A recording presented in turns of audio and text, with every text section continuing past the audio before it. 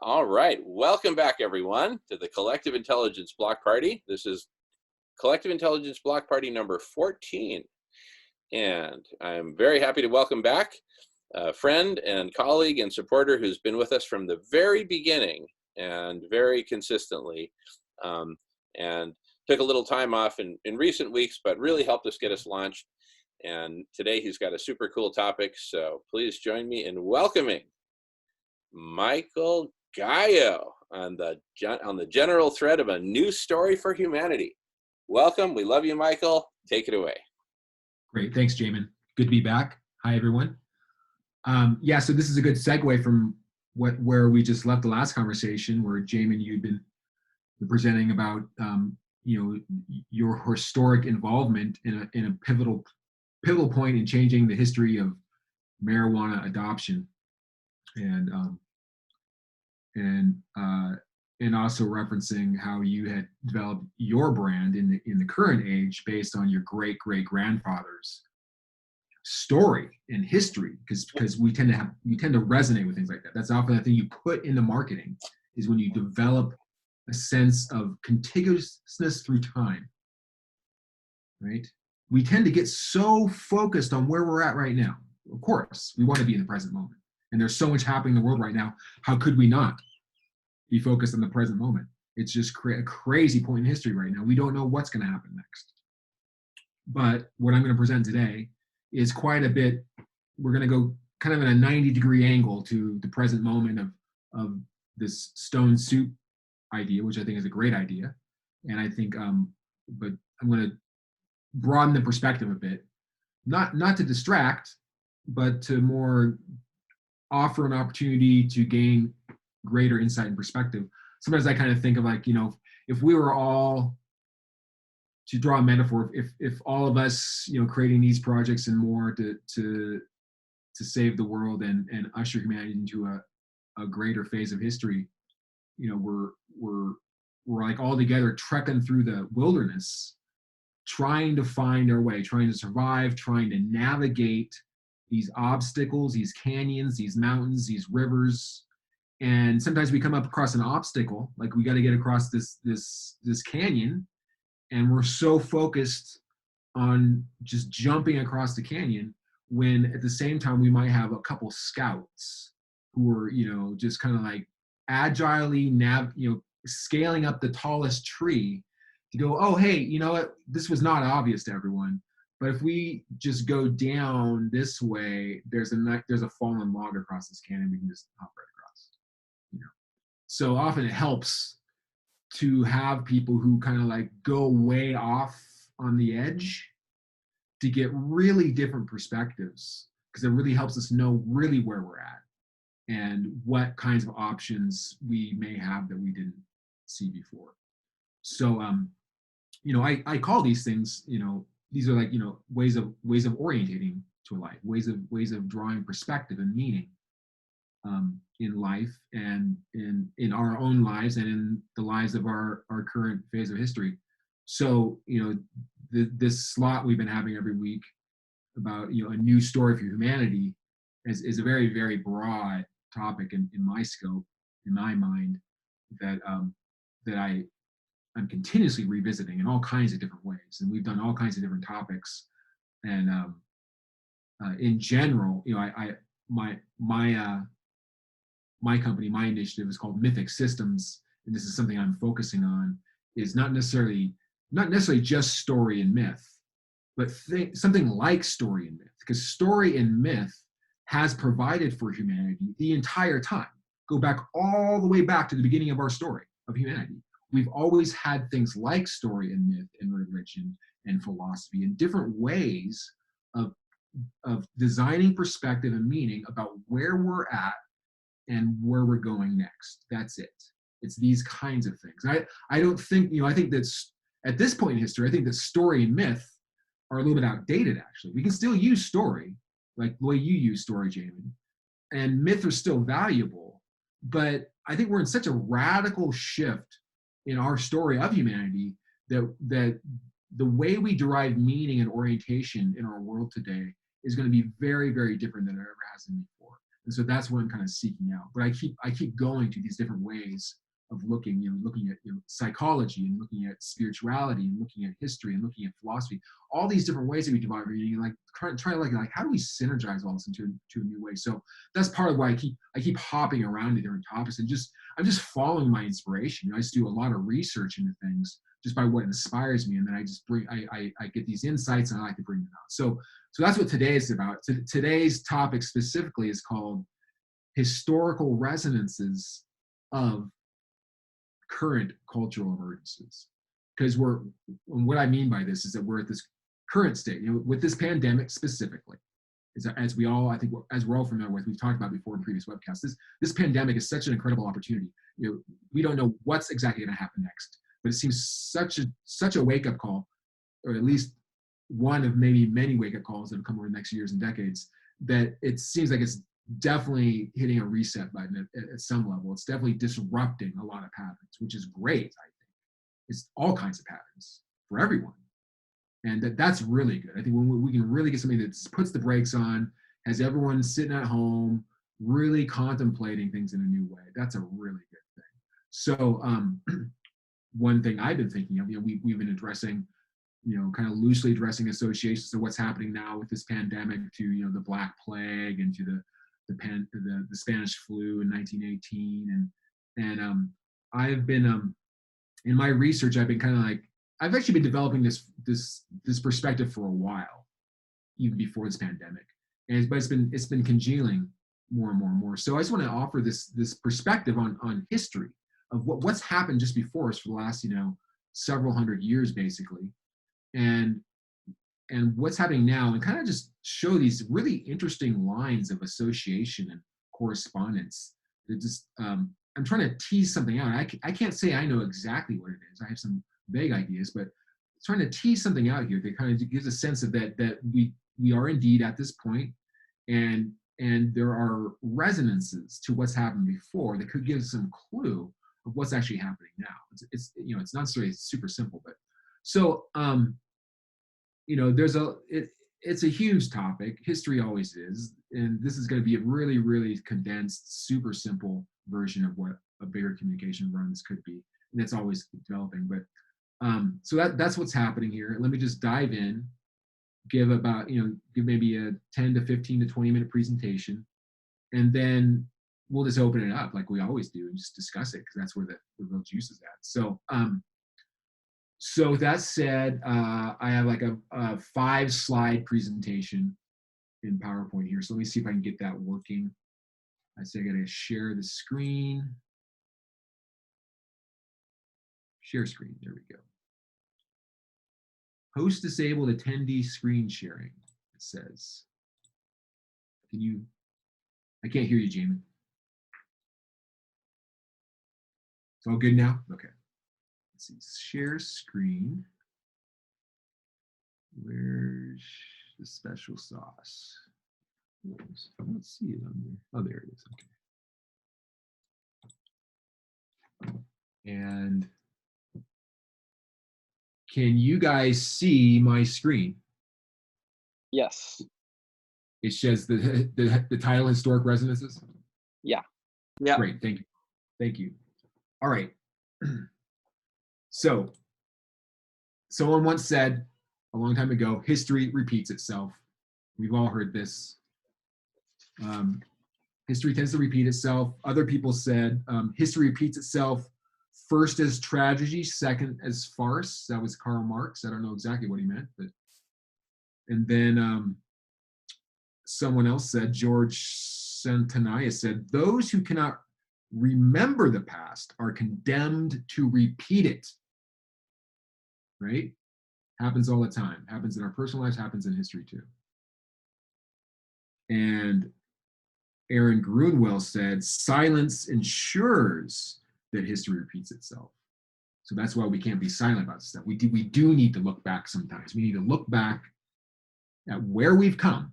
We're like a tree. Humanity is a growing organism through time. If we want to know where we are and where we're going, a lot of that will come from looking into where we've come from. That's the way it always works. That's the way a tree grows. That's the way any animal grows. That's the way a zygote grows. That's the way the evolution happens. That's the way the cultural evolution happens too. Not to say it's the only thing, but we get a clue to where we're at and where we're going by looking at our roots. So that's what this is about. So this is the big bulk of the presentation. Let me blow it up here a little bigger. You guys still see that? I see a white screen with presenter Okay. notes, slide 3 at the top. Okay, I gotta I'll just leave it like this then. This is like the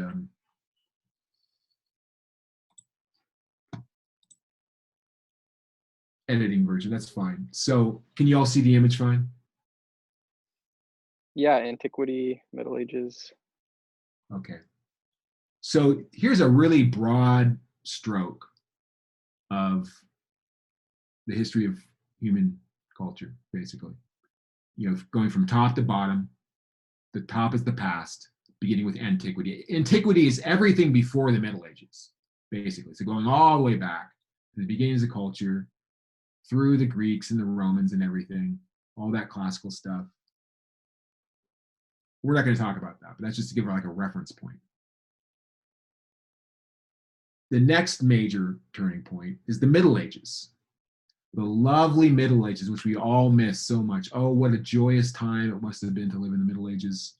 I've got some, images here. A lot of war, poverty, a lot of stone soup, probably. Right, Jamen? A lot of stone soup being served back then. And of course the Black Plague, beginning in 1347 to 1351, a 4-year plague, roughly speaking. And I've researched different evidence on it. I think it was somewhere between 40 million to 200 million people died from the Black Plague in 4 years. I've heard different numbers, but that's the extreme upside on it. Now, and then there's the Renaissance, as a lot of us are familiar with. I'm sure the Renaissance marks basically the pivot point between the Middle Ages, ending the Middle Ages and beginning modernity. That's what really hit a major disruption point. Things really changed a lot during the Renaissance. All kinds of revolutions in art and philosophy and science and economics and understanding who we even are as human beings and human rights. It was a fundamental foundation to everything we know in modernity, the Renaissance. And we're gonna go back to that one in a second. And the Renaissance then led to what's called the Age of Reason, or otherwise known as the Enlightenment. 1700s basically to 1800. This is the time of this is basically the birth of science, fundamentally. The birth of humankind coming into greater realization of their capacity of reason to really be applied to the outside world. And this is when invention really started taking off. Invention and industry and productivity and clarity of thought. And basically where the Age of Reason basically led to the Industrial Revolution, right? Where we saw the beginnings of commerce as we know it today, commerce and industry. And then we had the Romantic era. I get the dates wrong there, the Romantic era. That's not correct. I think that was more like 1800 to 1880, something like this.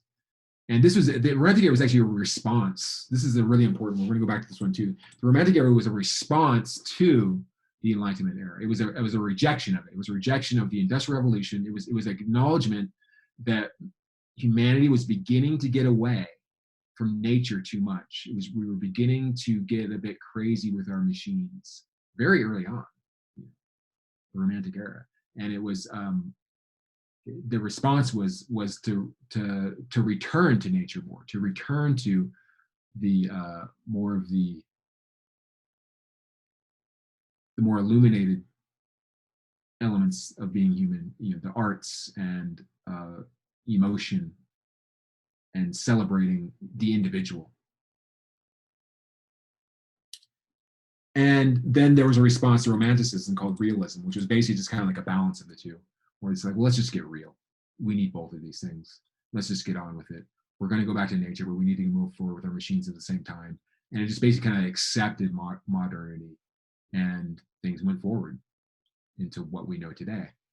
But then sometime after that, in the age of realism and into modernity, World War I, which was the war unlike any war before, full of machinery, full of electronics, and that, they say, is where the Spanish flu virus emerged from. And according to my research, and I've heard different reports on this, but that in the 1 year of the Spanish flu pandemic, more people definitely died in the war from that pandemic. You believe that? The pandemic killed more people in World War I. And I've also read that actually in 1 year of the Spanish flu killed more people than the Black Plague. But I'm not sure if that's true or not. But so what's interesting about this is that, you know, I tried to draw a graphic here. I could probably continue to work on this to do a better job. But, you know, the Renaissance time, the Renaissance actually came out of the plague. This is a key point. And one of the resonances we have now is that we're currently in a pandemic. And the Renaissance was not planned. It was an emergent, very complex cultural weave of a lot of different factors, much of which came out of the effects of the plague. For example, when the plague occurred, you know, we had all these people dying, and it was rampant through Europe primarily, including Italy, and most of the really wealthy people were more likely to survive. They could, like, just like now, they could have a lockdown. The wealthy people would like go to their castle, lock down. They could survive for weeks or years because they had the resources to just, you know, sustain themselves. And but they were bored, and they were facing death. And so they by the end of the plague, a lot of the wealthy had seen, you know, had been kind of like, they had reflected on their values again. They had seen that, wow, you know, like life is so fragile, so precious, a lot like now. Life is so fragile, so precious.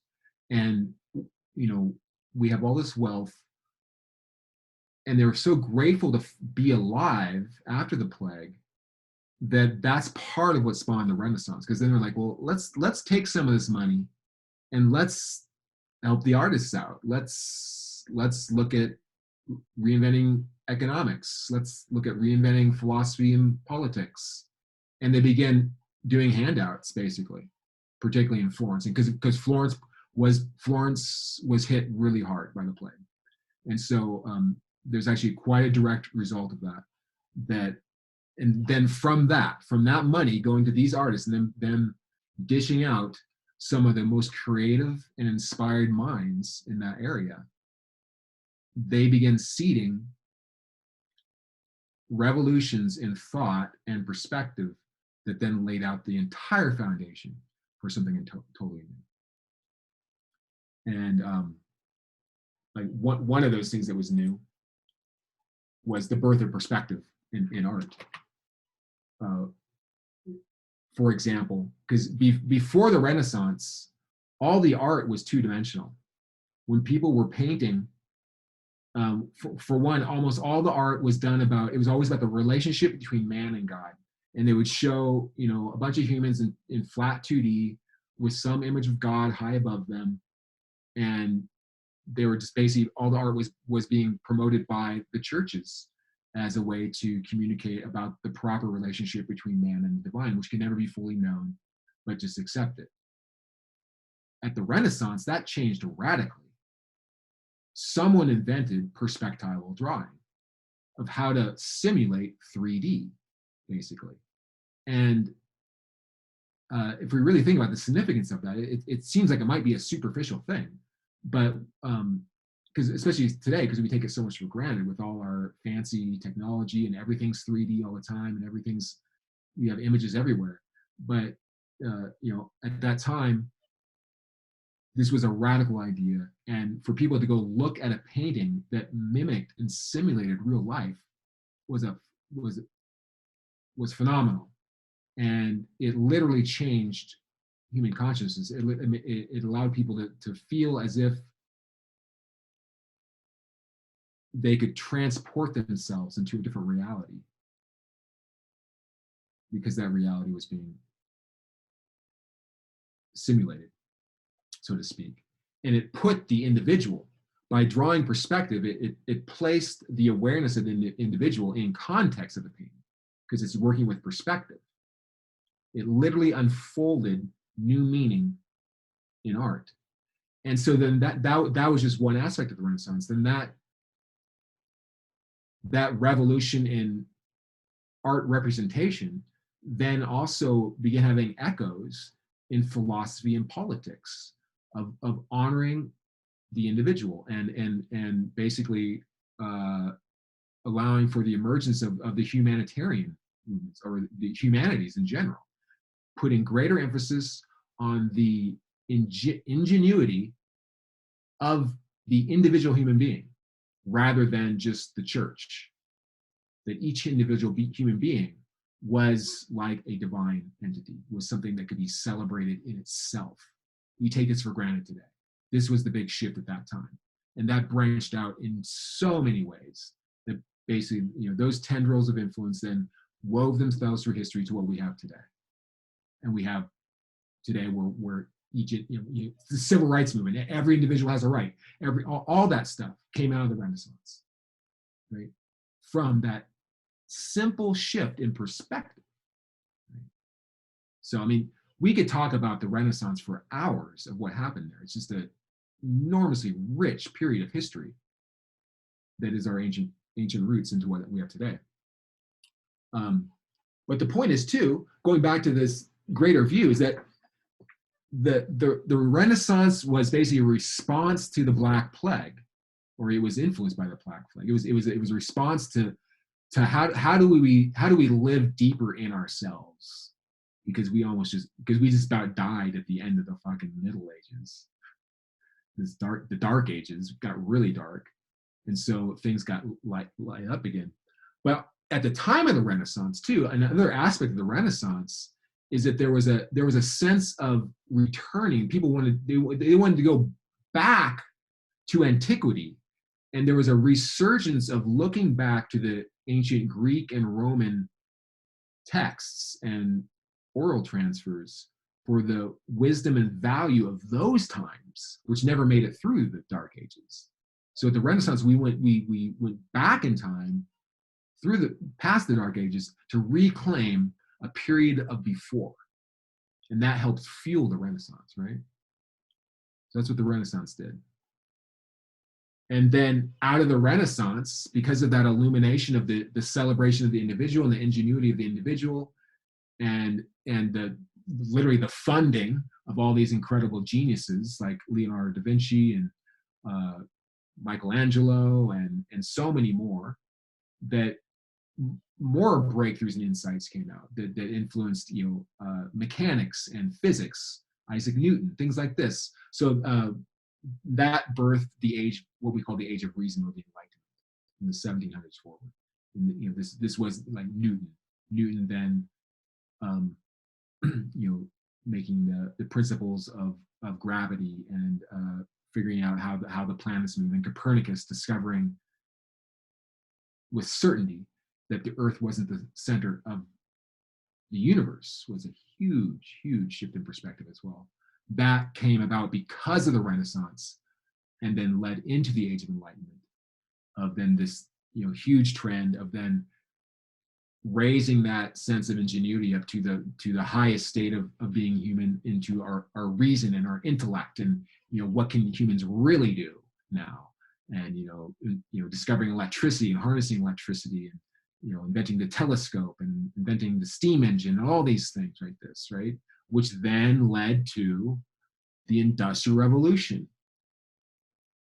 And then the Romantic era was super, like they began noticing these tall smokestacks coming out of the forests all of a sudden, and these telephone lines, and for the first time in human history. And the Romantics are like, hey, maybe we're taking this too far. Let's go back again. And they wanted to reach back where? To the Middle Ages. They began going, let's go back to a simpler time of the Middle Ages. Things were simple. We don't want to go into all this mechanical industrial stuff. Let's just go back to horses and swords and stuff like this, and stone soup, right? And so it goes on again, and then the realist era in World War One. But isn't it interesting that history kind of does this, like, history's always going forward. There's no escaping it. But it's kind of like this two-person dance where we go forward and make these breakthroughs, and there's always part of us that wants to stop that and reach back a couple steps back to something that was more pure and more innocent and simpler values, and try to bring it forward again. And it does, in a sense. And then it does move forward with those things. So what's next is the question. Where are we at now? I'm sensing these resonances. Here's part of the way I'm thinking about it. If we look at, what might we call the next stage? Some people, not just myself, but I was actually at a conference in January in Tulum, at a conference called the Age of Autonomy, they were calling it, because it was a conference that had all these great people, all these geniuses who were experts in both technology, new emerging technology, and psychology and consciousness. It was this, double conversation, then discussing, we have these incredible potent technologies now of artificial intelligence and virtual reality and blockchain and all this new economic potential. But it's not just about the technology side. It's like, how do we, what is this going to do on the psychology side? How's it going to change us as human beings? So is it a new renaissance? In the same way that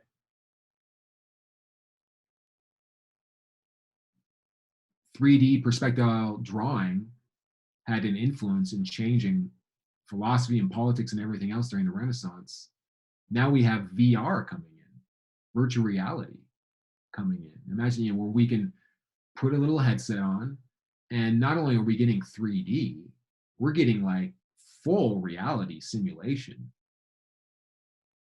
And it's programmable, so you can make any kind of art, you can do anything. You can do anything imaginable, basically, in 3D and 4D, interactively in VR. That's coming. How is that going to shift consciousness? Then we have, automation in general, where it's just like, the hyper-industrial revolution, where, we can pretty much automate almost any process. Most human tasks, most human jobs can be automated within the next decades. And then AI, of course.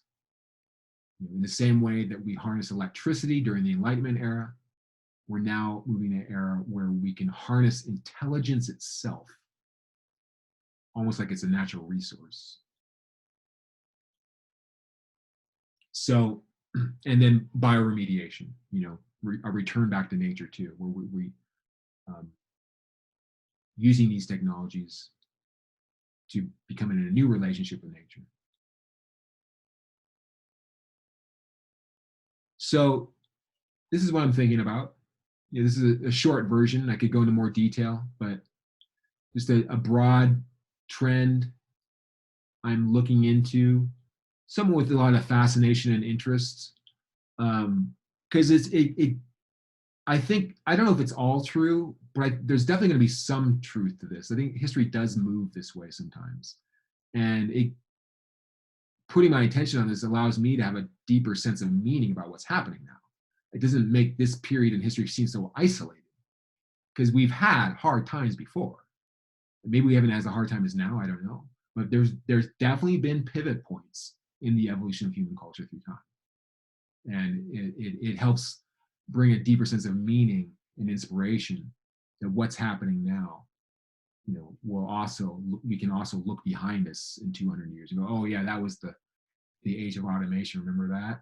When Jamen launched the dot bomb revolution age, and then he brought back stone soup.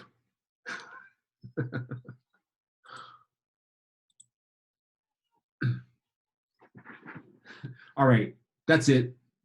My short presentation. Let's open it up.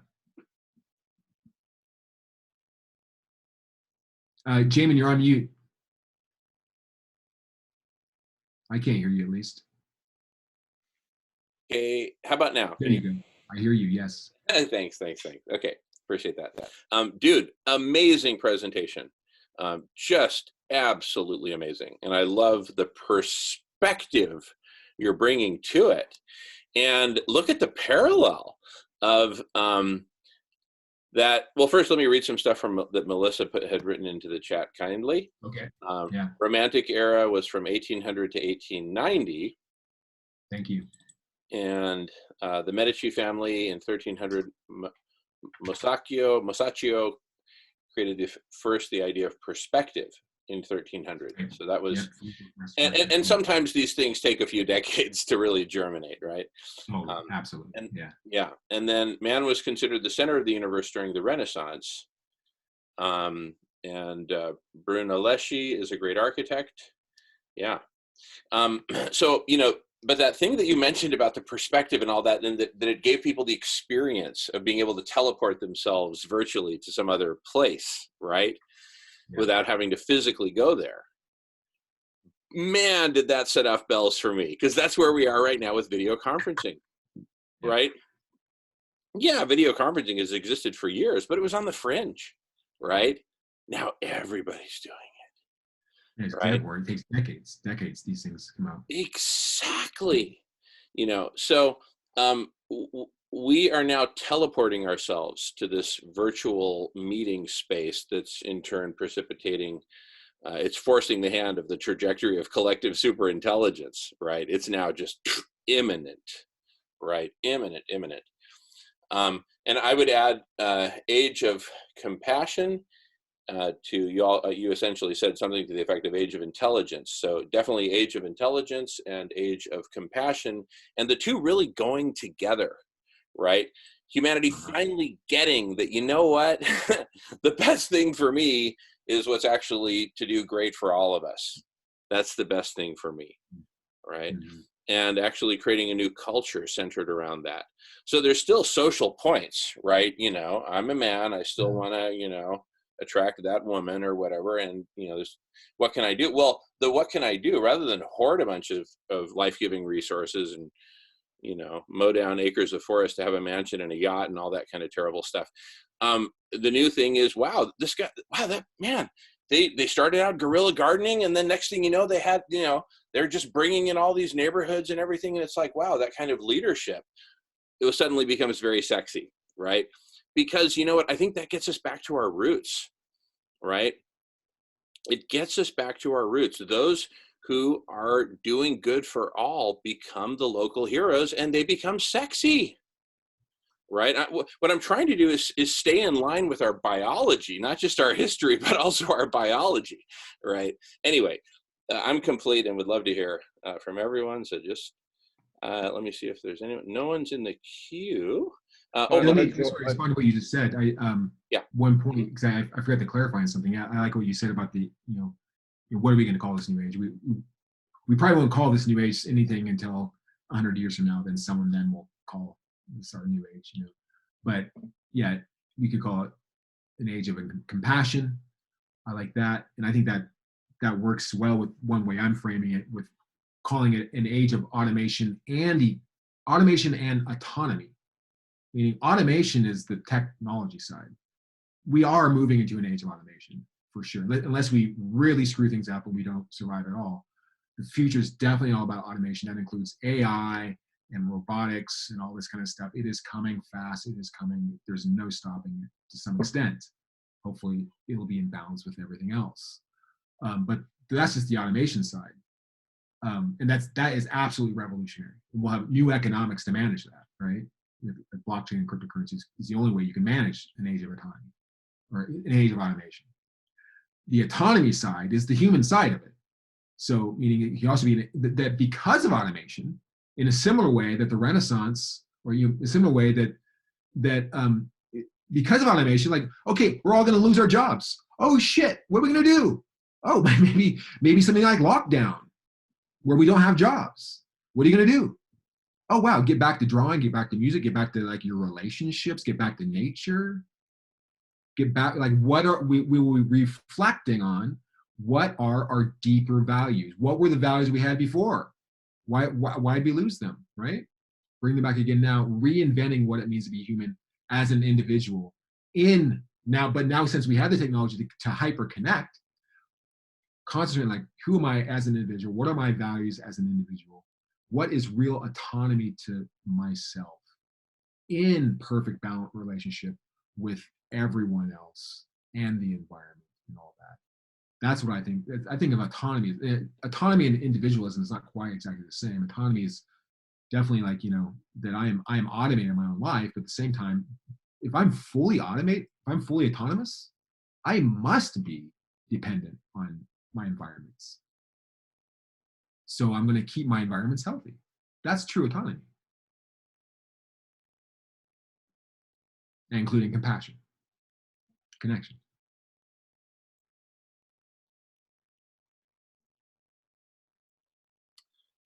Beautiful, beautiful.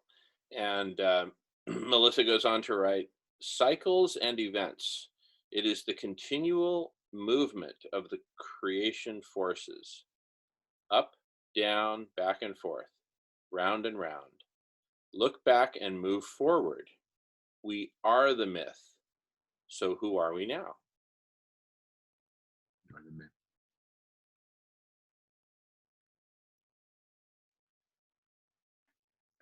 I love it. And it's, yeah. Oh, go ahead, James. Sorry. Yeah. Sorry, Jamen. I was going to jump in there because I didn't think there was anyone in the queue. Love to talk there, Michael. In particular about when you were on about it is true, the old saying, like, history repeats itself, and just showing the there's different stages of our history since the since the antiquity time, like. If you look at it, there's a cycle in there as well, like, right up to this present day, like, and the cycle, like, in that is like, the Dark Ages came, the plague and everything else. So we learned through the plague, then we learned about learned about disease, and that there was small things. Disease is something that affects us, and how do we combat it? I think Michel de Nostradame, otherwise known as Nostradamus, was one of the ones that started only effectively the treatments of actually hygiene, washing yourself, and he treated it with pills that he made from rose petals. But basically, his treatments were the only treatments that helped combat the plague at the time, it was just basically hygiene, common hygiene. But those practices were, as you said, we came out of that one because people were the wealthy and those at the time, the wealthy were the only ones entitled to or able to access the education and reading, and so they were the philosophers and what have you at the time, I suppose, the higher ranking, and they were able to retreat, as you said, from the virus, unlike the poor people who had to just grin and bear it. But so we learned from that. The Renaissance came, the age of enlightenment. Then came the industrial age, and with the industrial age came like war as well. You know what I mean? Then the second, as you said earlier on, I think you said history repeats itself. I think it was a statement you said. You're not sure where who said it, but you were not sure why you said the last part. But basically, when history repeats itself, You know, the second time is you know, more vicious. But we learn from it. We learn from the second time. The third time is I'm not sure what the word you use now, but the third time is I suppose, for lack of a word, no, I can't You're can't talking about remember. the quote, the farce quote? Yeah, the quote. Yeah, the third time is the farce, and the farce is the history that's happening now. We're facing our third pandemic now, or series of pandemics that we're going to be facing imminently. Like, but there was more people died in the Black Death. The Spanish plague, Spanish flu, we mustn't forget through our history, it derived from pigs. It was crossed over from a pig farmer in Montana, actually, and it was just 2 weeks prior to him joining up. And when he went for a 6 weeks training, and that's how they were able to trace it. When he went for a 6 weeks training in America before they were shipped out to France for the war, it was started spreading around the base camp there. So that's how they were able to figure that out. By the time he got shipped over on the boat, there was 2,000 people on the boat that were sick, but they were still thrown in among the ranks in the front lines, and that spread through all the different nationalities in the front lines. And unfortunately, when they all, you know, either got injured, went home, had leave, got home, served it, whatever, they brought to the different countries and spread it faster. Point is, they learned that the second time round, because they didn't do anything about it, it was even more, you know, deadlier. This time, we know all about that, and yet this is the farce, because we're literally behaving completely in the opposite to what we should have done from just looking at history alone. You know, it's like as if we've gone back into the dark ages, and we're starting to be told by our kings and leaders that science is not real. You know what I mean? We no longer can even trust anymore whether what we're being told is true, because we're being, you know, That's a great baffled. point. We're being baffled by so much misinformation, but even by our own leaders now, that we're totally unsure of where we are. So this is the farce. This is the time around now for the third lesson. History repeating itself for the third time, because during those three periods of history that you mentioned as well, there was not only there was the lesson that the first pandemic was spread from animals, and that the second time around is more dangerous. The third time is a farce, because we're absolutely doing nothing in face of all that history and knowledge. But there was also the age of the Dark Ages, then the Age of Enlightenment and the Renaissance. If you think about it, after the Industrial Age, then came the time, you know, the Industrial Age came war. War was a mother of necessity, invention as well. And with the Industrial Age came more terrible ways of weapons to kill people. And then you had the second, after the First War. The First War was stopped because of the pandemic, really, but they still didn't learn the lesson, and they carried on with the Second War. That war was, you know, a war of tyranny, obviously, and that had to be eradicated. But then you had wars that continued after that, and they were stopped by the power, you know, the flower power movement in the 60s, the love movement, which you could say is another repeat of the Enlightened Age, like, where people started to realize we can't solve our problems with war, but we still haven't learned from our lessons, and we just still carry on. We're still doing it. So we're in the age of farce now. And if we don't get ourselves out of the age of farce now, well, we're fastly going down the tubes. That's all I say. Like, so, thanks. Great insight, James. Love that. That's perfect to that quote. Yep, that makes sense that the Black Plague was the original event. The Spanish flu, as I've read, it was more tragic. I think, I'm going to see if that's correct or not, but the Spanish flu was even more tragic than the Black Plague. And that now it's a farce. It's just like, yeah, it's such a show, kind of. There's a lot of show. It's a real pandemic happening. People are dying. But it's not that extreme. And our reaction to it seems really extreme. But that's because it's shut down the economy, right? It's just devastating the economy. That's at the heart of everyone's concerns, because we're so addicted to money. right? I mean, you know, and that's the farcical side of it, Jim. And sorry for interrupting, but that is the farcical side of it. You see, the priority seems to be focused on the money and not dealing with the pandemic and learning from our history that the second time round was the dead. In the Spanish flu, there was 50,000 people dead by the first one, by the time the first round of it was finished by the summer, or the onset of summer. After that summer and by the fall and by the finish of the second winter, that the first count was 50,000, the second count was 50 million worldwide.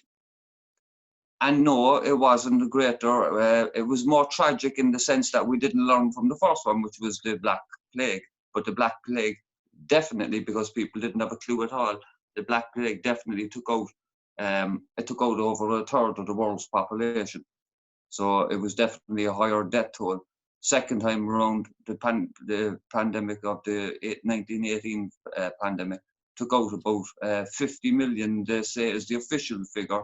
But there are a lot of people that died that weren't recorded dying of that. So they do say that the unofficial figure could be up as far as 100 million. So, but it still wasn't as much as a third of the population in the Black Plague. And now we're facing with something that there is no vaccine for it, and we're going to be living with it for the duration. That is why the EU now are planning for the end of normal. We're not going to be living our lives as we normally used to, and we're going to have to get used to it and plan for it. And that's what the EU Foresight Group are involved in at the moment.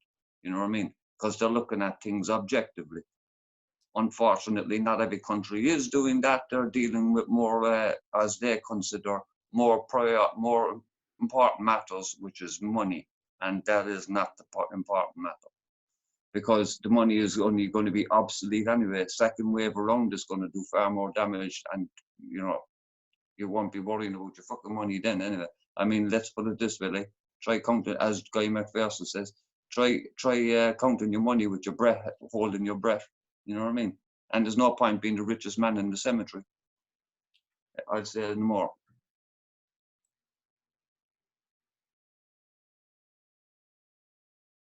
Yeah, interesting perspective.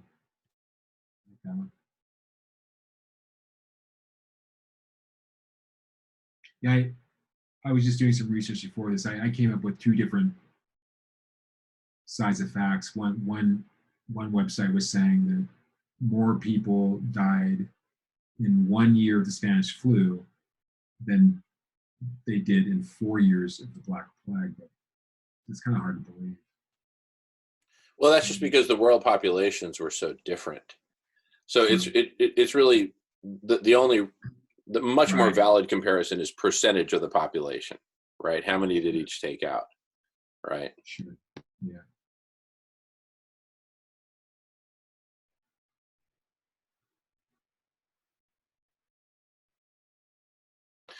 I love what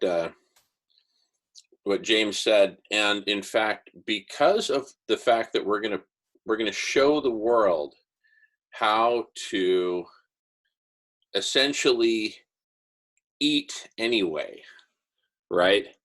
Right, because the news around food has been, oh, these food networks are new food networks are collapsing, this and that. We're going to show that we can feed everyone anyway, regardless of what happened in the last iteration of the economy, right? We can feed everyone, and the resistance to it will basically be money, saying, hey, whoa, we've been making plenty of money off of food, now you want to take that away from us. And we simply say, no, we just want to feed everyone, right? And do the right thing for people and the planet. And so that conflict between money and feeding everyone, what it's going to show is that there was another plague that was happening in parallel with the coronavirus that people were oblivious to. And that was the plague of hunger and starvation spread by money. Money was the virus, and the effect was you starve to death if you don't have money. But money was the virus. Money is a poison. And so we get to deal with all of that holistically. So I'm just envisioning, as just from the perspective of 100 years from now, historians looking back at this time and looking at what we're about to pull off by ending hunger, feeding everyone, and going plant-based, and eradicating pandemics going forward, because everyone will truly be able to stay home. We'll have all the infrastructure we need for that. People won't have to leave their homes anymore, because we delivering the food to the far reaches of Africa, Australia, you name the location, everybody eats. That's the new model, right? And so I think that will be a defining kind of realization, just like in the Renaissance. Oh, we realize this and we realize that, and and we realize that the Earth is not the center of the universe. Well, we realize that our pocketbook is not the center of the universe either, right? That was the great realization of 2020, and that we do not have to be ruled by money. We've been kicked around, by money. We have been bullied by money. Our hands have been forced by money, right? And so we get to eradicate money as a virus. In the process, the first major step is taking out hunger, feeding everyone, right? And making it all plant-based. And then we will be able to build from there, because the new model will be communities just taking care of everyone, right? Why not? That becomes the new game. It becomes the new cool. It becomes the new fun, the new meaningful, right? And we'll all have gobs of free time, because, you probably volunteer 10, 15 hours a week. If everyone volunteers to that degree, we're good. And who wouldn't want to volunteer? They're feeding your family, dude. Kick in, right? Anyway, I'm complete. Thank you.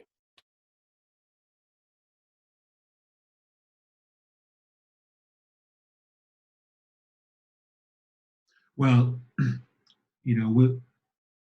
when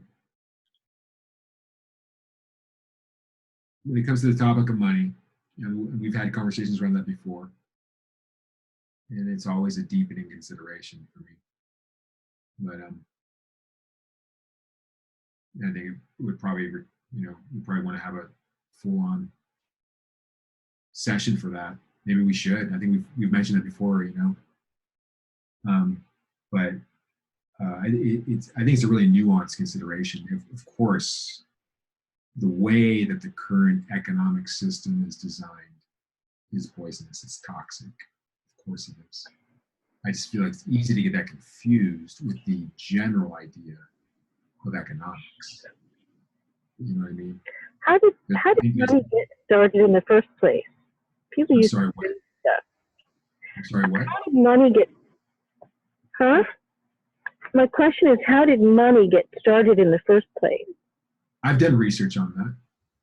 I've done research. In fact, I did a presentation a couple of years ago on the evolution of conscience and currency in economics.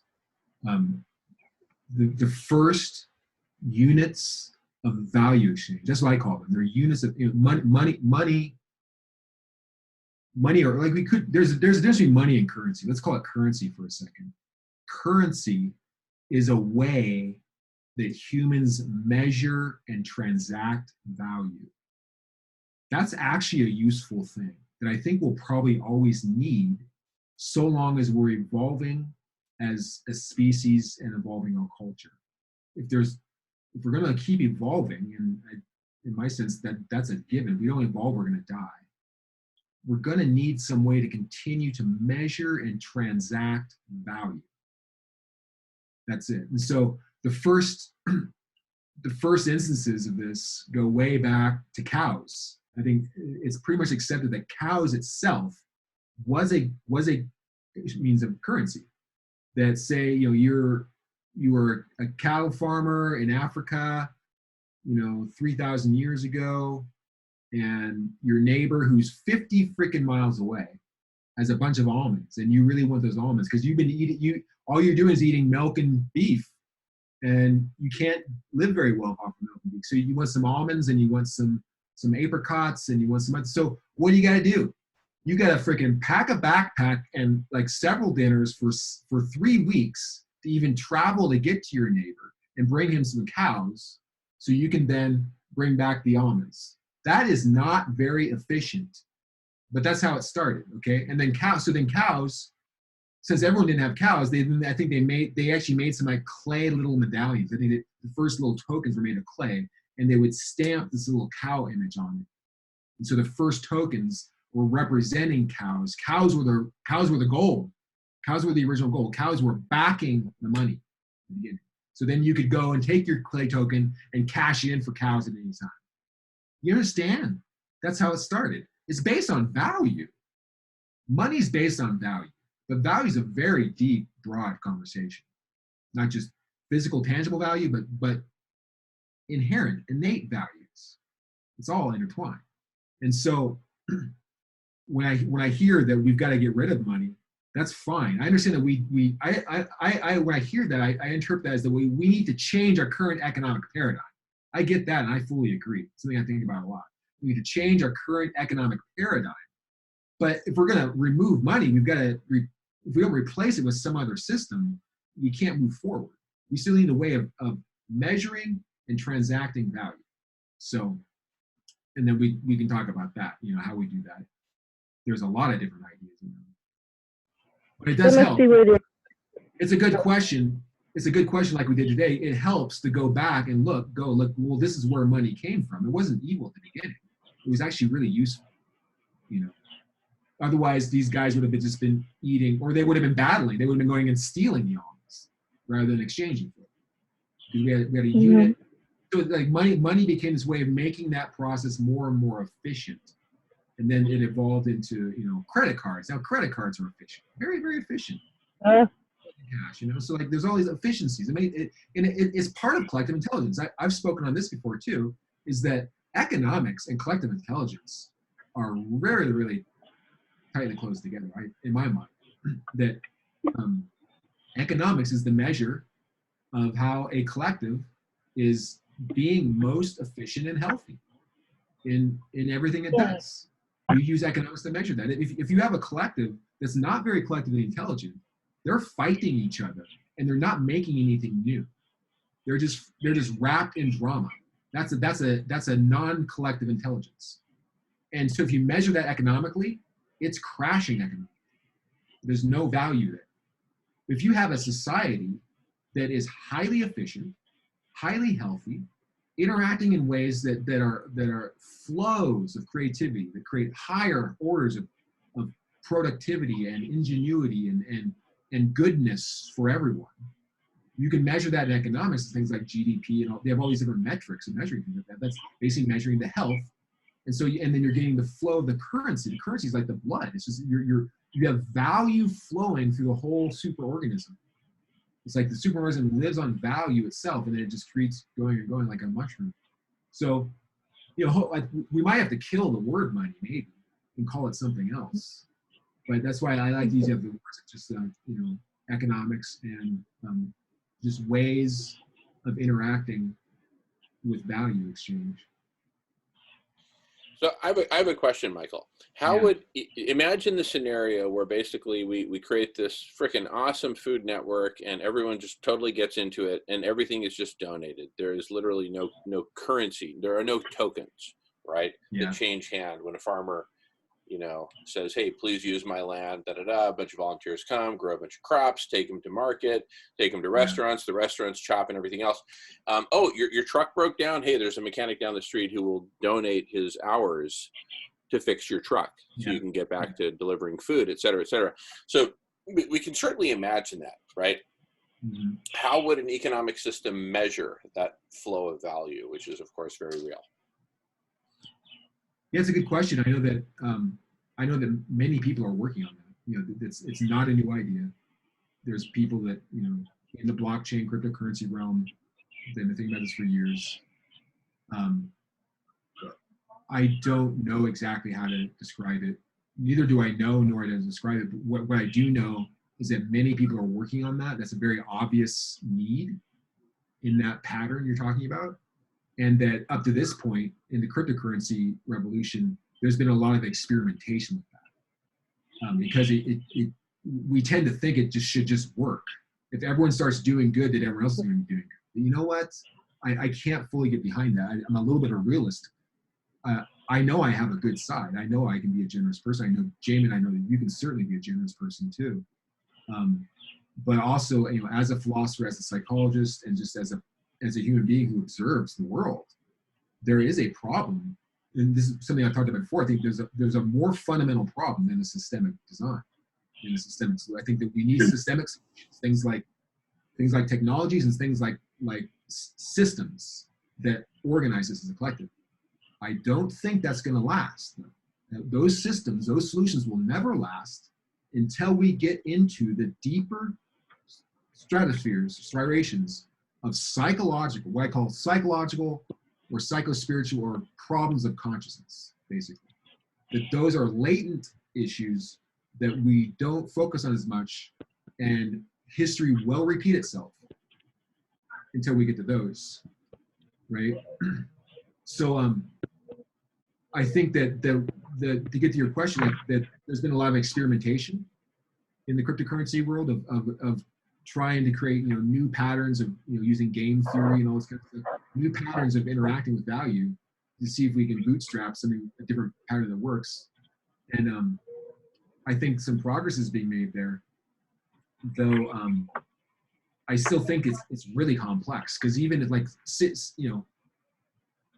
say we just did what you just described, or like everyone's, we have just like we have a blockchain that measures everyone's actions and non-actions and what they're doing, right? And so there's automation, so it's just balancing it all out, and we can see it all.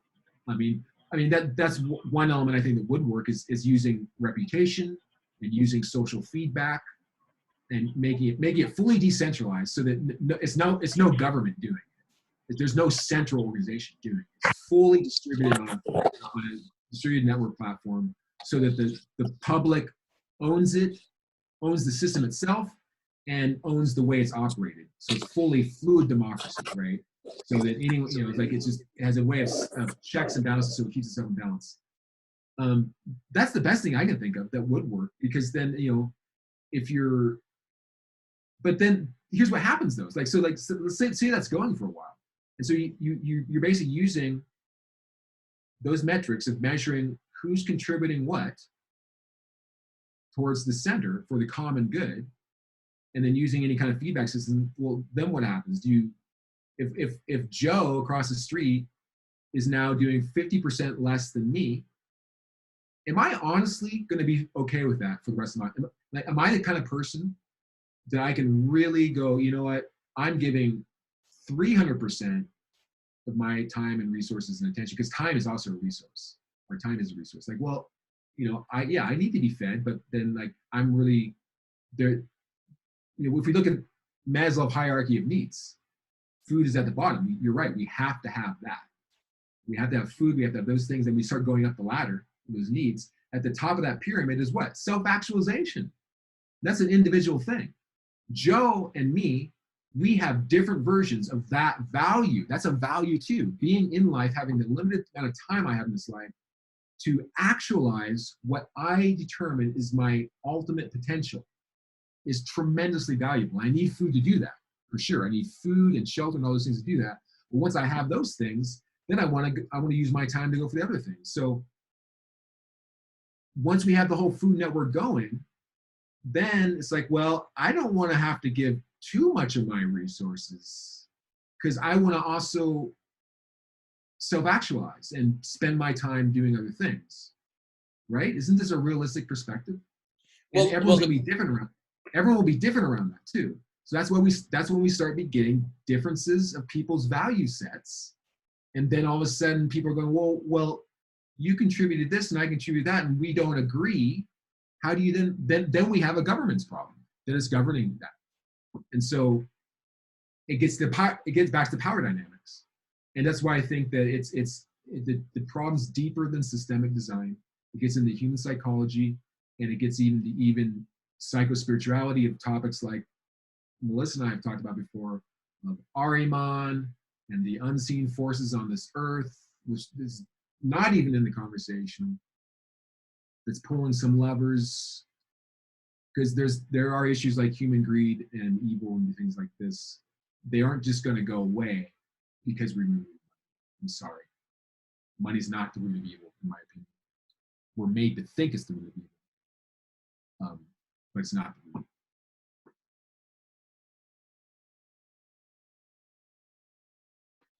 Yeah, you know, I don't think there's necessarily an easy answer to this, or even a singular answer, however complex or simple, but many answers. I don't think we're going to get rid of currency, right?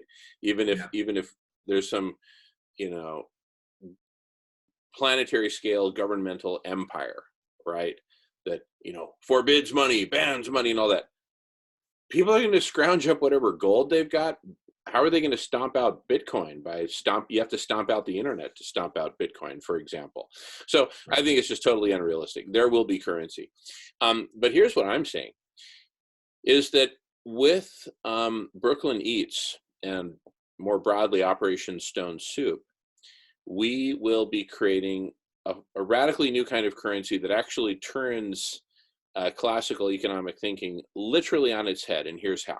So imagine the currency is, you know, how many hours have you, you know, donated to the project since its inception at whatever date on 2020, right? And, you know, so someone who, you know, who donates whatever, let's say 15 hours a week is the standard, right? Someone who donates on average 15 hours a week is going to be just right at baseline, right? And see, like that yellow behind my head. You see how my eyes are right at the baseline? Okay. And if I'm over the baseline, it's like, wow, what a generous person this Jamen Shively is. And if I'm under the baseline, I'm fucking Ebenezer Scrooge. And you know, cover the ears of the young ones listening, but no one wants to buy screws from Ebenezer Scrooge. Right? No one wants to buy screws from Ebenezer Scrooge. So he'll be screwed, right? Even though he thinks he's screwing others by not volunteering. So, but look at how it turns it on its head. We're now taking what has been donated as the measure of cool versus what's been hoarded. In other words, what have you put on the table for the community? That's your measure of net worth. Well, what are you worth to the community? I'm just suggesting it as a possibility. I'm not saying, hey, Michael, guess what? Everything is going to now suddenly go in this way. Well, no, there'll be only one currency. It's a good suggestion. It's absolutely a good suggestion. I've heard it many, many times, generally speaking. I know many years ago when I was living in Maui, I met two girls who were traveling in Maui who were from Alaska, and they were both born and raised inside a really big hippie commune up there in Alaska called Ionia. And the story is their parents and, like, you know, 60 other couples from the 1960s got their buses, and they all drove to Alaska and bought, you know, hundreds of acres of land. And decades ago they sat down together and they really figured it out. They laid down the outlines of a community that was going to last, and it's still up there lasting. There's hundreds of people living there, and they're growing their food. They've got their own, like, little micro industry, you know, making bread or something like this. And they've got their own little society up there. And one of the things that they told me that really works for them is they have this rule there where anyone who comes there and lives doesn't even need to do shit. They don't have to. And I don't know how, I don't know the exact advice about it, but they don't force anyone. They go, oh, you gotta do this many hours. Because that's basically where we're at right now. I mean, the general consensus is, the societal pressure is, you got to go out to be someone, to be valuable for yourself and for the society. You got to have a 40-hour work week job, and you got to be if you really want to be the shit, you got to be a doctor or a pilot or whatever. Then you're valuable to the world.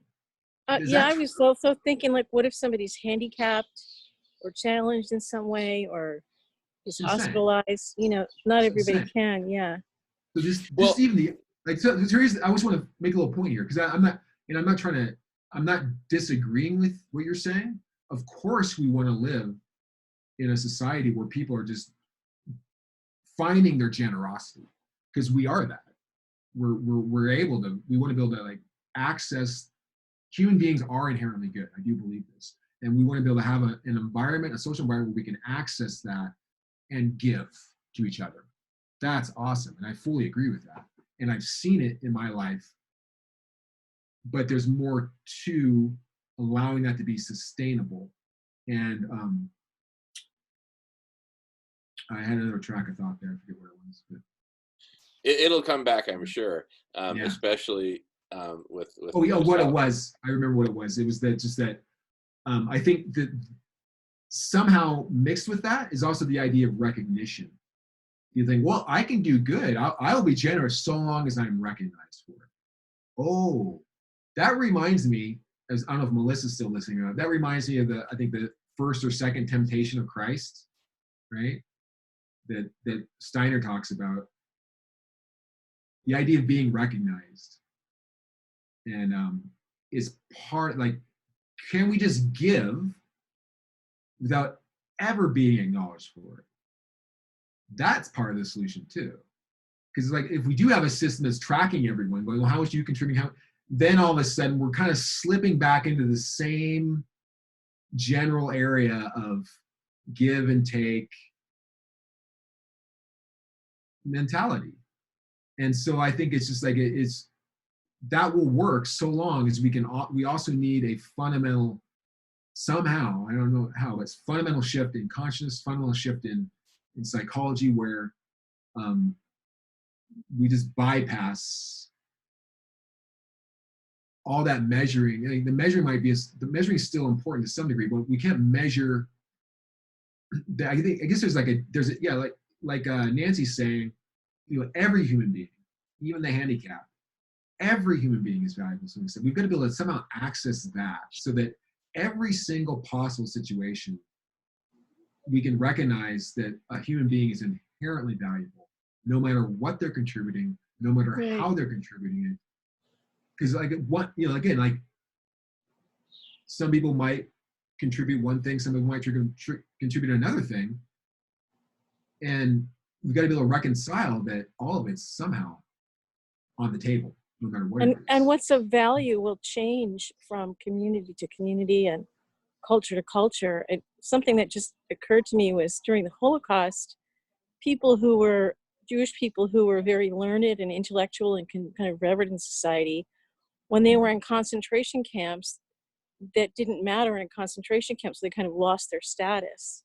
And the people who could, do more like day-to-day physical labor and things like that became. So it was very interesting it was some book I randomly picked up at a library, and I don't remember the source, but so I could be wrong about that, but I thought it was an interesting take on, what people consider valuable.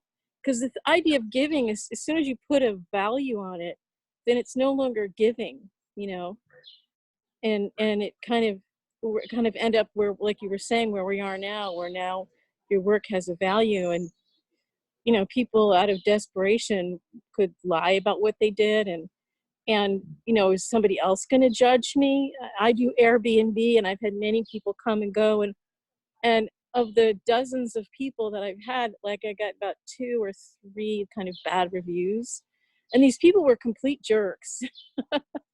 They really were. And I got a chance to reply, but I thought it's so subjective, what's valuable, and it's going to be what's valuable, like to me or to what's needed in the community at the time. But things like growing food and providing food for people, that's always going to be valuable, It'll always be valuable. Here's another perspective too, Jamen, that I think adds to what you're saying. I think one way it could go, it's going to sound a little bit sci-fi, but it could go this way. And it would begin like this, that in some time in the near future, we could have a real big energy breakthrough, meaning that we can derive electrical energy in a way that's super cost efficient. Okay. So whether it's, from solar or 0-point energy or something, nuclear fusion, one of these things, where all of a sudden we have an abundance of electrical power. If that happens, the way that you drop that into an economic paradigm, and all of a sudden the cost of production drops, because that's the number one cost in producing anything. And also, given that we're going into an age of automation where even the current farmers who are still doing hand labor, they're now becoming increasingly assisted by robotics and automation and software, right? So given that that trend continues, where it's foreseeable that in decades from now, especially if we have this energy revolution, where the cost of even agriculture production will be really, really cost efficient and basically human labor free, not entirely, but like it might be like one freaking farmer out there with like 1,000 robots, right? And he's like also got a software degree. You know, he's like his knowledge is in software design and, you know, plant food medicine, and he knows his shit. And this takes him, one guy, he can manage, you know, he can feed 20,000 people a month. Why would you want robots? What's that? Why would you want robots? Well, I'm not saying I would want them. Well, it's just that. Well, here. Let me continue. Here's where it would go. Like, let's say this did happen, where you could have, let's say we had only like, you know, 1,000 farmers in the world, but they're all assisted by 1,000, let's say, automation technologies. That'd be robots, and they're automated tractors, so they're doing all the handwork to grow crops really efficiently, really rapidly, in, you know, optimized ways. Now, this is not saying if you want to have your own garden, you can. But I'm saying this is then solving, you know, feeding the global population, right? Now, that's step one, right? You with me, Jamen? The issue I have with that is that to me seems like it would be dependent on monocropping. Okay, go on. Well, And then robots need to be maintained, and well, what if they rebel? Jamen, are you with me on this one? I was responding to you. Where's Jamen at?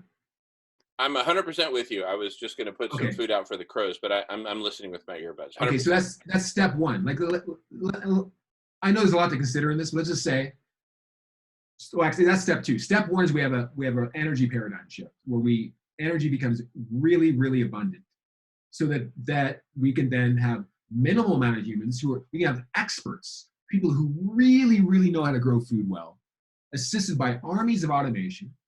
They grow the best food at mega scales, and it gets delivered cleanly, not with gasoline, with electronic robots, right? Because we have free electricity, basically. So we're just delivering food all around the world, right? Now, most of the population is free to, if they want to grow their own food, they can, but, you know, is that what they want to do? Or do you want to write poetry? Do you want to self-actualize in another way? It's up to you then. So that would be a fundamental shift in then people not having to worry about even exchanging stuff. You can basically just pretty much order whatever kind of food you want for incredibly small amount of money. So it's basically free. And now we're in a total renaissance of human creativity, where then Jamen, we have nothing but a generosity of time, where we can just offer, yeah, you can there's no need to compete anymore, because your basic needs are taken care of. Your food is being delivered for pretty much nothing. And now if you want to go garden, you can garden. If you want to help your neighbor garden, you can garden. Or you can play the piano, or you can write books, or you can have children. You can do whatever you want. That sounds amazing to me. And it would be done cleanly.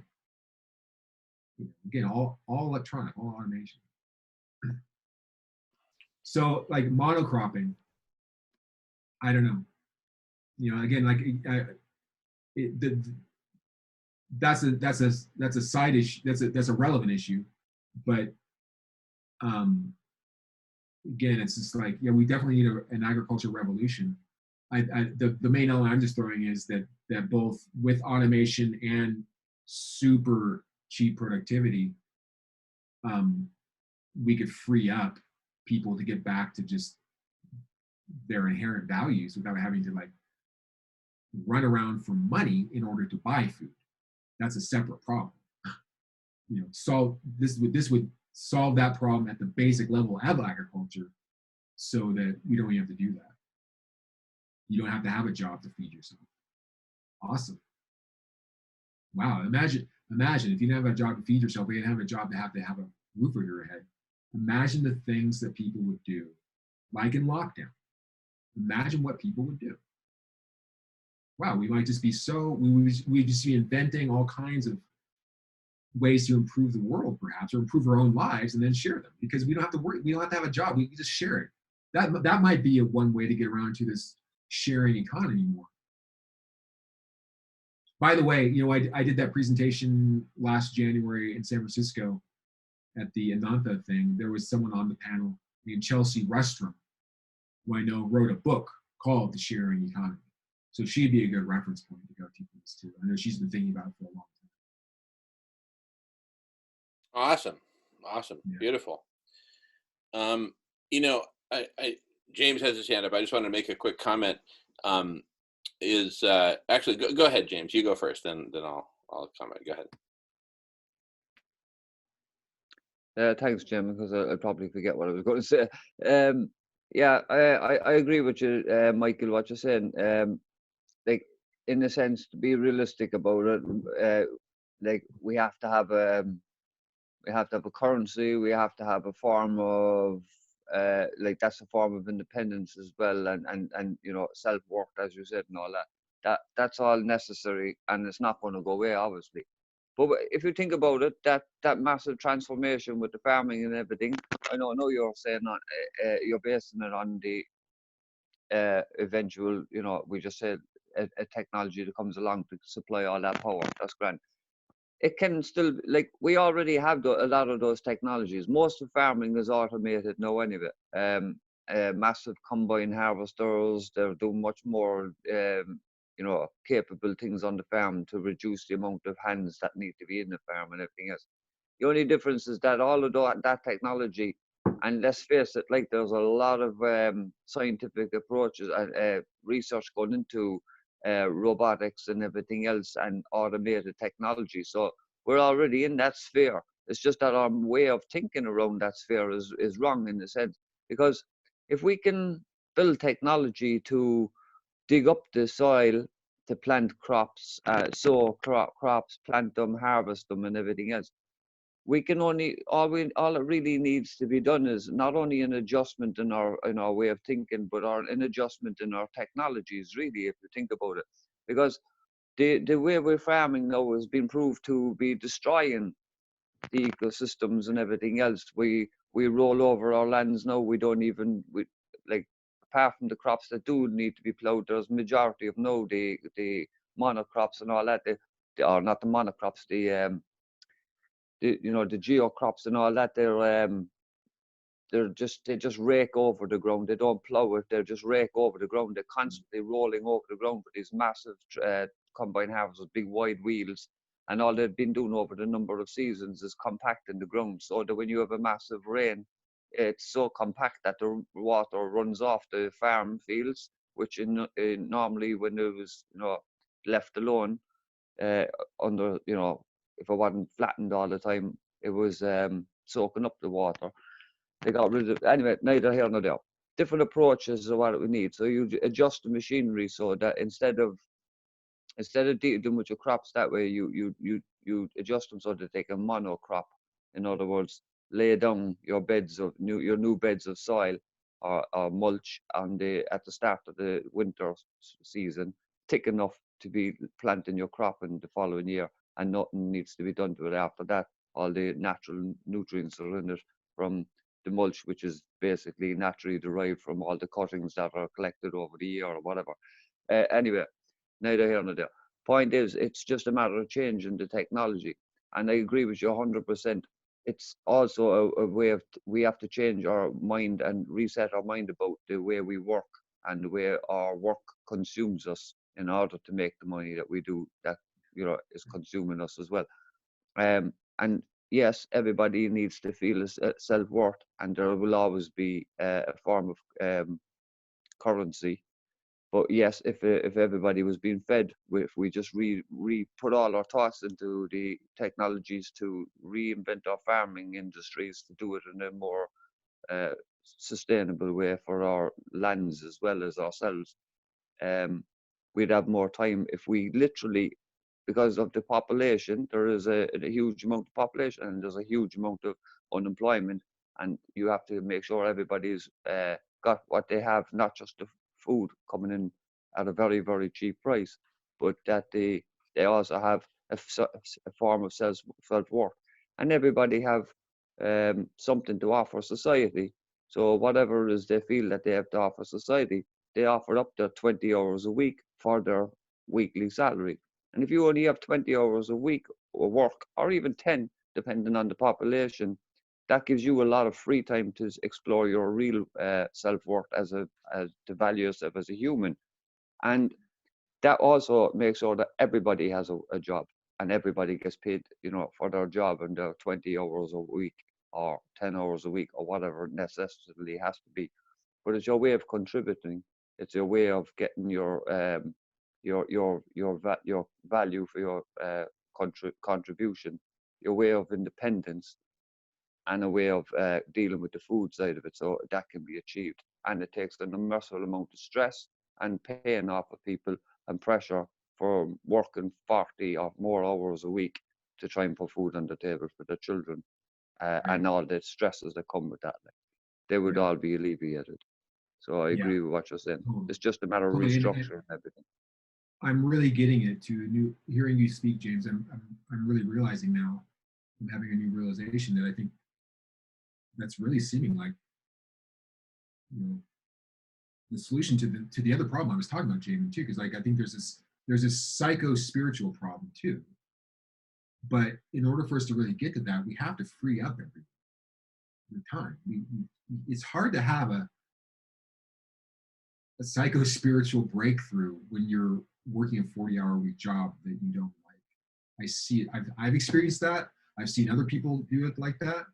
Look at what this right now is an example of, it's just a taste of this lockdown and so many people being freed up from their vocations that it's stirring things up. People are either going deeply into their shadow state or they're having revelations. But either way, you have to have this kind of space to get there. And it might take years or decades for humanity to really, really, really have that kind of depth of a psycho-spiritual revolution consciousness. But maybe it'll begin once we're able to feed everyone, where they don't have to work for it, basically. And then they can then begin sitting still in their own, considering what their true values are, and then being them. And that's gonna, and I believe, Jamie, that's in line with what you're saying, that because I've experienced this myself and I've seen it in others, that when I really am able to shed my concern about money and shed my concern about competition for time and shed my concern about being an identity for society, but rather just be who I am, I find that I'm far, far, far more generous. And I drop deeper and deeper into what I think is an innate quality of human beingness, is to have that kind of generosity. So I'm really lucidly seeing that that's maybe the way it can happen, is that first an agricultural revolution, then a psycho-spiritual revolution. There was something I read today about somewhere, I can't remember where it was, sorry, but there's a plague of locusts, and the story was about, I think it was Israel, and they were planning to use all kinds of toxic chemicals on this plague of locusts because they were going to damage the crop. And then I just suddenly thought, well, those locusts are the crop. They're just not the crop they wanted.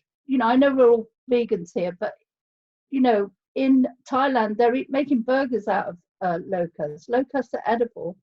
It's just, we need all that shift of thinking all the time.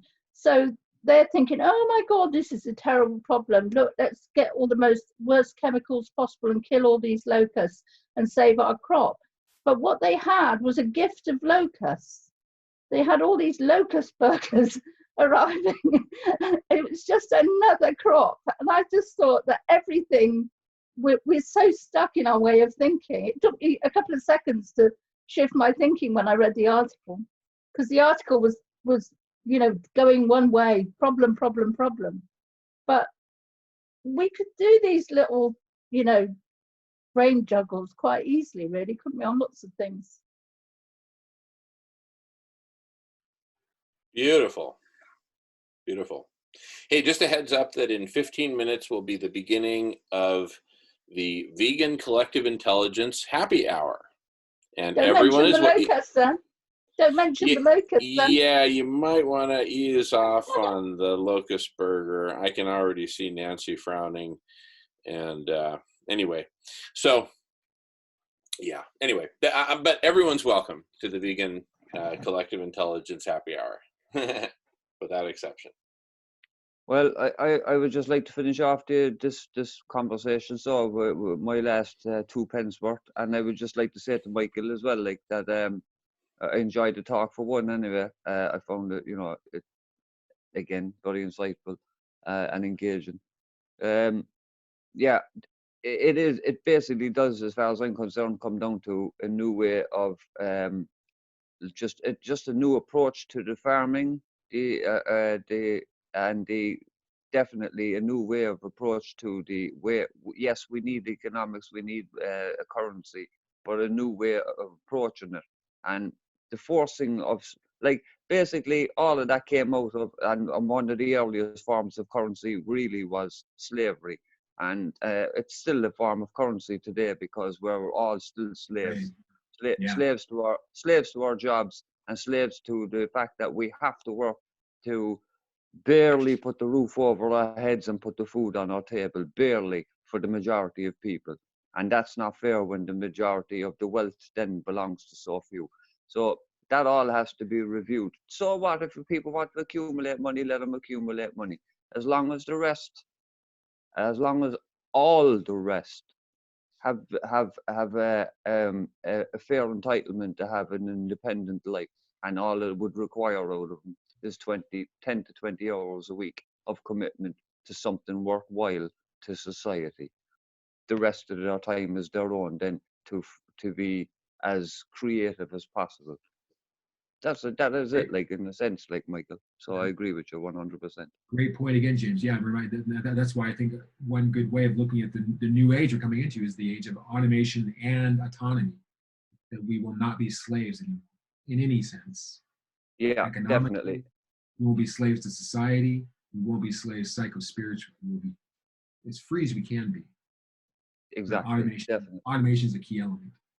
And I just want to finish up for Jamen, on Jamin's point, and given to the point of the conversation, which he's been trying to reiterate with everybody, because it is necessary for all of us, yourself, like, included, like, in this, we all have our different aspects and different narratives in life, and we all have our different focuses and our different, you know, goals and different approaches and different callings, but the majority of us here, like, are all here for the one reason, which is what James is stressing. We're all here for the one reason, which is to try and make the place a better place and make it an equal place for all. So and to face the trials that are coming down the road very fast. And so I just saying that yes, all of our individualities are very important, and that is the stressful point that Jamen is is trying to get out. And to be honest with you, I'm worrying about it myself as well, because I feel a sense that everybody is in the right places and everybody is doing the right things and feel they're doing the right things, but we're still lacking the connectivity of everybody together in the collective intelligence side of it. We need to put our heads we need to put our heads together for a while. Like, that's what it is. And it's only a couple of hours in a week. If we really put our heads together, all of us, what could we come up with? Because just this conversation alone, you know, it can be so enlightening. And this is only a minuscule conversation that we so many of us could be having so many branches of these conversations and what will come out of them. Because we do need to do something fast, as Jamen says, we're all going down in a whirlpool together, like down the tube, if we don't do something quick. So yeah, thanks. And thanks, Michael, for your talk. Thank you. Yeah, this has been really good for me too. Beautiful, beautiful. You know, so something occurred to me. This goes back to around you know, First Nations peoples and the use of currency and tokens and stuff like that. So basically, everything that was basic to life, you know, food, shelter, water, you know, protection, community, campfire, you name it. That was all provided by the community, and there was no transaction. There were no tokens, right?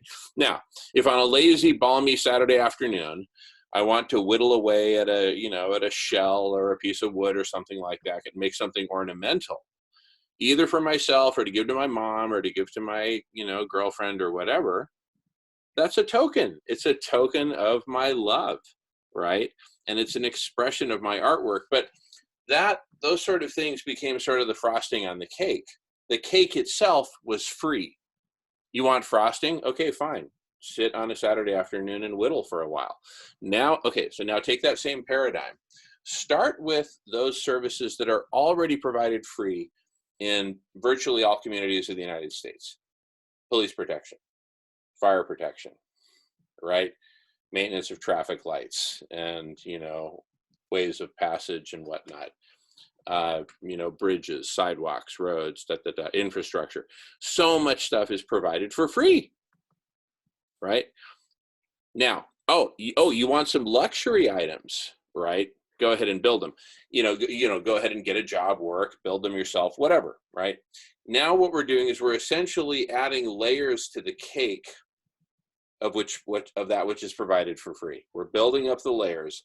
There'll always be frosting on top, right? You want luxury items, you want luxury services, you want whatever, fine. Transact in whatever currency you choose and, you know, do what you got to do, I guess. But if you just want to hang, right, and just be a, you know, a member of the community, right, with all the rights, privileges, and responsibilities, well, the rights and privileges are you get to eat, you get to sleep, right, in a safe place, safe, warm bed, right? You know, you get all these basics, and then what's left? Again, okay, you know, 200,000 years later, we come back to the same place to know it for the first time. You want something nice and ornamental? Sit down and carve for an afternoon. Go for it, right? Borrow the tools from the tool library, right? And go for it, right?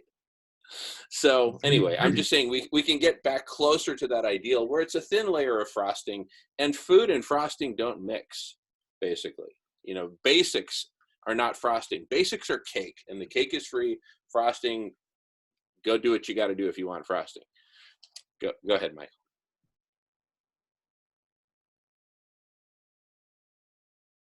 Oh, I was just saying, yeah, great, Jim. I was just saying, instead of whittling, they might be 3D printing. There you go. Exactly. Another aspects of the age of automation that, you know, but then printers where you could just print. You could print a shovel. You could print a rake. You have a fully networked, you know, full library of constant innovation. Where I like gardening. In addition to the free food I'm getting, right? There's a certain, say I want to grow mangoes because I'm not getting any mangoes, so I grow mangoes. And there's a certain tool I'm using for my mango trees. And then I think of an improvement on that tool. And so I sit down, I whittle it on my computer, a little adjustment in design. I upload it to the public, free, open source network of 3D design, everything. And now everyone instantly has access to that tool, and they can download it to their home and 3D print it at their home and upgrade. They can then melt their previous tool and recycle it into a new form. Awesome.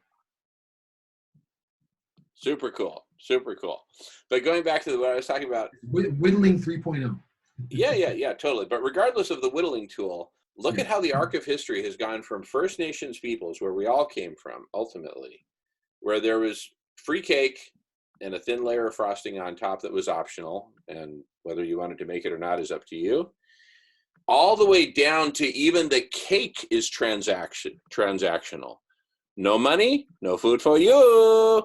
And so people would have to go out and get money, even for something as basic as food and shelter and things like that. So the frosting cake interface went like this. No cake, all frosting.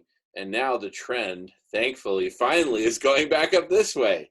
And Operation Stone Soup is going to give it a huge push upward. And this line is precisely the floor below which we don't let people fall. Right now, the floor is literally on the floor. You die. That's how low you go. You die humiliated, suffering, diseased, hungry, thirsty, the worst of the worst. That's the floor today. We're talking about raising the floor. So that at a minimum, you've gotten 3 nutritious meals a day, comfortable warm bed, laundry, showers, bathroom, parks and recreation, libraries, community, all these good things, right? Volunteer opportunities, whatever you want. That's as bad as it gets, right? And then as good as it gets is as good as you want to make it, bro. You want to learn a new trade and apply it? Go for it. You want to download Michael's latest mango thing and, harvest mangoes for the community? Go for it, right? There's not one person on the planet who hasn't turned around to somebody or turned around to themselves at some stage in their life and goes, I always wanted to do that. Not one person on the planet hasn't spoke or uttered that sentence at some stage in their life. I've always wanted to do that. And But how cool. Why couldn't they do it? Because they were obligated to fucking slave themselves for 40 hours a week. Yeah. Simple and plain, like.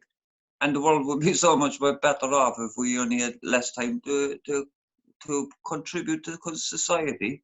Because if we all contributed, like, and I'm not talking about, like, I know it sounds utopic or whatever else, and even someone would even say communistic or whatever, I don't care what, anyone can label it any way they want to. But I'm going to say, I'll go with what Michael's new age of compassion, really. And that would be the best way of labeling it, as an age of compassion. Like, so if we just basically adjust our way of thinking, that's all it is. And we can't adjust our way of thinking unless we put our minds together to adjust it. So therefore, that's why I'm here and that's why I'm on board. So, let's put our minds together. Beautiful. If enough of us put our minds together, as you're saying, Jamen, and we come up with the ideas that make common sense to everybody, and everybody is more or less on that plane of thought anyway, really, if you think about it. It's just the small few that can control the main wealth are the ones that have us thinking otherwise. We just need to think differently.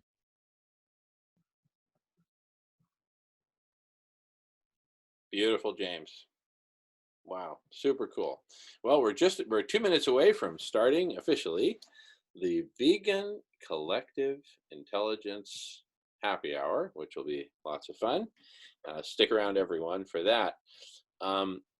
I really love this conversation. In fact, let this conversation, since it's going to be on the web and therefore, part of history, let this conversation be one of the early ones that the historians go back to and say, look, here's the earliest date where we saw a really super cool conversation about the age of compassion happening over what was at the time a relatively new medium for humanity, which is the video conference. And look at all the stuff they were envisioning and how much of it actually came true. And okay, right?